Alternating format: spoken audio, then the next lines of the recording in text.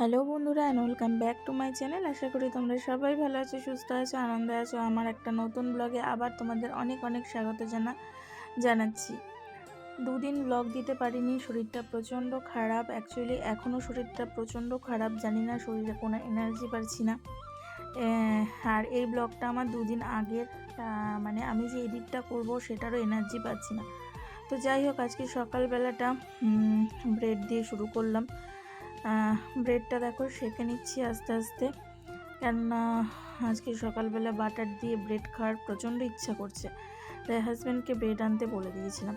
তো এখানে ব্রেডটা তো আমার সমস্ত কিছু ব্রেড শেখা হয়ে গেছে। এরপরে ছেলের জন্য করব হলো দুধ, তাই দুধটা গরম করে নিচ্ছি। আর আমার ছেলে দুদিন ধরে প্রচণ্ড শরীর খারাপ ছিল, ওর একটুখানি লুজ মোশন হয়েছিল, তো ওকে নিয়েও ব্যস্ত ছিলাম। তো সব মিলিয়ে নিজেরও শরীরটা ভালো ছিল না, প্লাস ছেলেরও শরীরটা ভালো ছিল না, সব মিলিয়ে একাকার হয়ে গেছে, এটাই যা। আর এই দেখো, এখানে আমি এবার ব্রেড যে শাঁকা ব্রেডগুলো রয়েছে সেখানে আমি বাটারটা লাগিয়ে নিচ্ছি। আর লাগিয়ে নেওয়ার পর তারপরে ওইটার মধ্যে চিনি দিয়ে দারুণ দারুণ ব্রেড বাটার খাবো।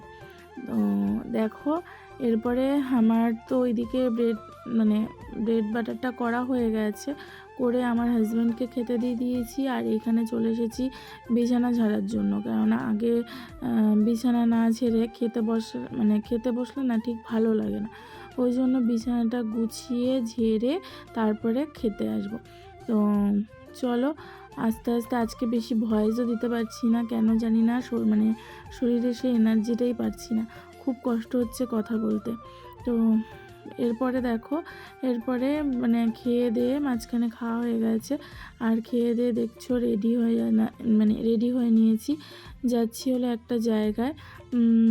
তো এই ব্যাপারটা আমি তোমাদেরকে পরে জানাবো, কেননা অনেক আশা আছে এই ব্যাপারটা নিয়ে, অবশ্যই তোমাদেরকে জানাবো, যেহেতু ডেলি ব্লগ করি আমি, তো আমার প্রত্যেকটা জিনিসই তোমাদের জানা উচিত, আমার জানানো উচিত। আর এরপরে আমি রেডি হয়ে ছেলেকে রেডি করতে চলে এসেছি। আর দেখো, ছেলের প্রত্যেকটা জামা না একটু টাইট হয়ে গেছে, তো এর মধ্যেই ওর জামা কাপড় কিনবো, পয়লা বৈশাখের আগেই একবারে ওর সমস্ত জামা কাপড়গুলো কিনে নেব। আর এই জামাটা দিয়েছিল লাইভ ক্যাপচারের মৌদের বাড়িতে যখন গেছিলাম, তখন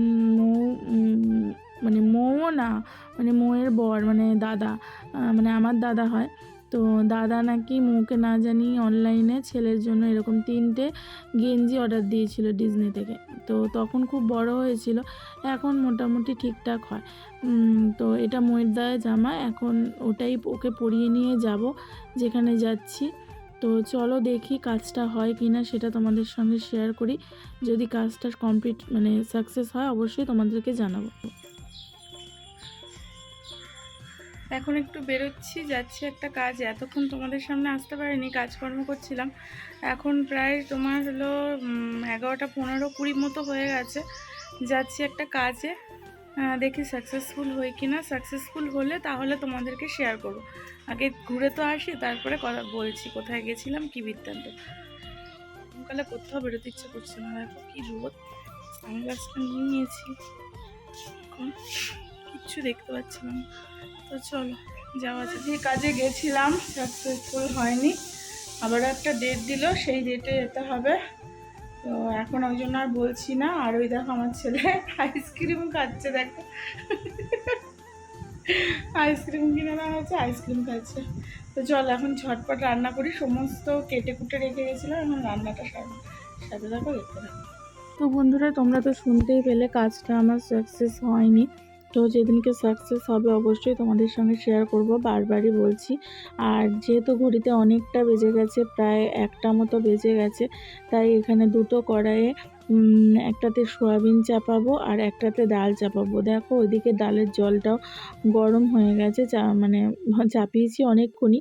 তো আর এখানে ডালটা ধুয়ে দিয়ে দিলাম কড়াইয়ের মধ্যে। আর দুটো কড়াই করছি, কেননা যাতে তাড়াতাড়ি হয়, বুঝতেই পারছো। আর এখানে এরপরে আমার ভাতের জলটাও গরম হয়ে গেছে, তো চালটা আমি ভিজিয়ে রেখে যেতে ভুলে গেছিলাম। মানে তাড়াহুড়ো করে বেরিয়ে যেতে হয়েছিল তো 11টার মধ্যে, তো ওই জন্য ভুলে গেছিলাম চালটা ভিজিয়ে দেওয়ার কথা। তো এসে ঝটপট গরম জলটা ওইদিকে বসিয়ে দিয়ে ভাতের জল আর এদিকে চালটা আমি ধুয়ে নিচ্ছি। তাও তাড়াতাড়ি হয়েই যাবে, এই ভাতটা খুব তাড়াতাড়ি হয়। আর এরপরে দেখো আমার জল ফুটে এসছে, এরপরে ধোয়া বেরোচ্ছে, সেটা দেখতেই পাচ্ছো। আর আমি চালটা দিয়ে দিচ্ছি। আর আরেকটা কড়াই দেখো আলু ভাজা চাপিয়েছি, কেননা আজকে একদমই নিরামিষ খাবো। হাজব্যান্ডও বলেছে যে অঙ্কিতা আর মাছ মাংস ডিম না। আর এমনিতেই বন্ধুরা এত গরম পড়েছে না, আর ভালো লাগছে না মাছ মাংস ডিম খেতে। তো অনেক দিন সোয়াবিনগুলো ছিল, সোয়াবিনটা একদমই করা হয় না, কেননা খুব একটা ভালো আমি সোয়াবিন রান্না করতে পারি না। তো সোয়াবিন ভাবলাম আজকে করে ফেলি, তাও সেই মাংসের মতো করে কষানো, বেশি মশলা টশলা দিয়ে আমি সোয়াবিনটা রান্না করছি।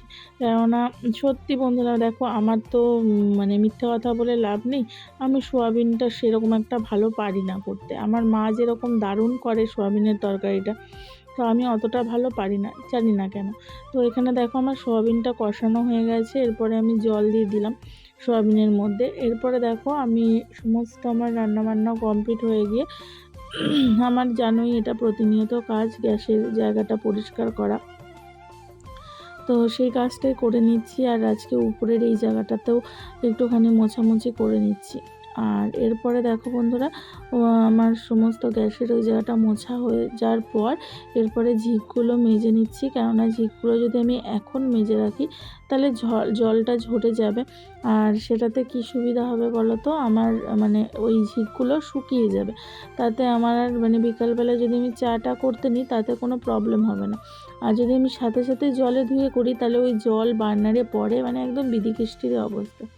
তো গুড ইভিনিং বন্ধুরা, আমি আবারও চলে আসলাম বিকালবেলা সন্ধেবেলা। আর সন্ধেবেলা এসেই দেখো চপিয়ে দিয়েছি চা। আর জানোই আমাদের হাজব্যান্ড ওয়াইফের জন্য লিকার চা করে নিলাম। আর ওইদিকে ছেলের জন্য চা আজকে একটুখানি দুধ বিস্কুটই খাওয়াবো, কেননা ও যেটা খেতে ভালোবাসে আমি সেটাই খাওয়ানোর চেষ্টা করি। তো যেহেতু দুধ বিস্কুটটা ভালোবাসে, সেহেতু আমি দুধ বিস্কুটটাই খাওয়ানো বেশি প্রেফার করি। তো যাই হোক, এখানে আমি দেখো চাটা ঢেলে নিচ্ছি। আর চাটা অসম্ভব সুন্দর হয়েছিল, আজকে একটা অন্য ফ্লেভারের চা ইউজ করেছি আমি। আর এইদিকে দেখো আমার না ছাঁকনি কিনতে হবে জানো তো বন্ধুরা, কেননা ছাঁকনিগুলো নষ্ট হয়ে গেছে। তো আমি এবার ভাবছি একটা স্টিলেরই ছাঁকনি কিনবো, আর এই প্লাস্টিকের ছাঁকনিগুলো আর ইউজ করবো না। আর এরপরে দেখো আমি চাগুলো নিয়ে যাচ্ছি হলো হাজব্যান্ডের কাছে। তো দেখেছো আমার বিছানার কি অবস্থা, দুবেলা করে এরকম আমার বিছানার অবস্থা হয়, কেননা দুপুরবেলা যেহেতু একটু শোয়া অভ্যাস, তো সেহেতু বিকালবেলাটাও এরকম হয়ে যায়, এটা আর গোছাতে পারি না। আর এরপরে দেখো হাজব্যান্ড বেরিয়ে গেছে খেয়ে দে। তো হাজব্যান্ড বেরিয়ে যাওয়ার পরই আমি এখানে জামা কাপড়গুলো ভাঁজ করে নিচ্ছি, কেননা জামা কাপড়গুলো অনেক দিন হলো পরে রয়েছে, অনেক দিন না, এটা হলো গতকালকে শুকিয়েছে। আর শুকানোর পরে আমি আলনায় তুলে দিচ্ছি এগুলো। আর আমার এই আলনাটা সারা বছরই এরকমই থাকে, খুব একটা নোংরা হয় না, অগোছালো হয় না। তো ভাবছি আলনা থেকে সমস্ত শীতের এবার নাইটিগুলো সব তুলে রাখবো, তাহলে অনেকটা জায়গা বাঁচবে। আর এখানে যে তোমরা দেখেছিলে যে শীতের জামা কাপড়গুলো যেগুলো সিকিমে নিয়ে গেছিলাম, তো সিকিমের সেই জামা কাপড়গুলো এই ট্রলিটায় তুলে রাখছি। আমি এরকমই করি, কারণ আমার বড় কোনো জায়গা নেই, তাই এরকম ট্রলিতে এখন কোথাও ঘুরতে যাওয়া ছাড়া তো আর ট্রলিগুলো ইউজ হয় না, তো ওই জন্য ট্রলিগুলোতে সব তুলে রাখি।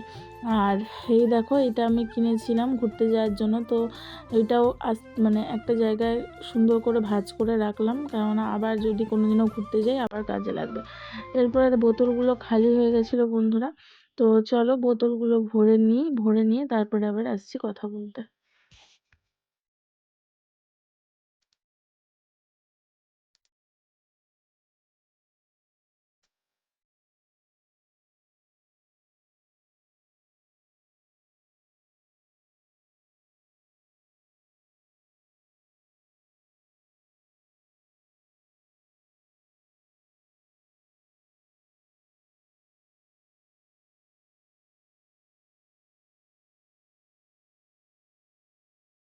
তো বোতল ভর্তি হয়ে যাওয়ার পর বন্ধুরা এরপরে চলে আসলাম হাজব্যান্ডের জামাগুলো সব ইস্ত্রি করতে। ওর এই জামা কাপড়গুলো অনেক দিন ধরে এরকম মানে কুচকানো অবস্থায় ছিল, আমি সব মানে সেই লাট করে রেখে দিয়েছিলাম শোকেসের মধ্যে। তো সেখান থেকে সমস্ত জামা কাপড়গুলো একবারে বার করেছি।